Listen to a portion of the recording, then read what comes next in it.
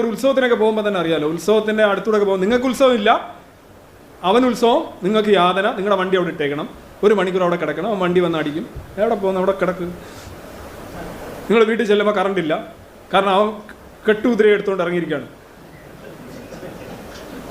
കുതിരയൊന്നും അതിനകത്ത് തട്ടിക്കഴിഞ്ഞാൽ ദേവി ഉൾപ്പെടെയുള്ള മൊത്തം ഫ്യൂസായി പോകുമല്ലോ.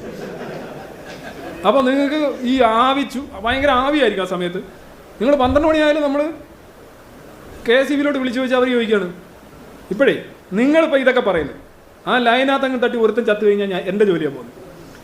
നമ്മളിതൊക്കെ എന്തിനാണ് സഹിക്കുന്നത്? സത്യത്തിൽ നിനക്ക് കെട്ടുകുതിര കെട്ടുമ്പോൾ ഒരു ചെറിയ കുതിര കെട്ടിക്കൂടെ?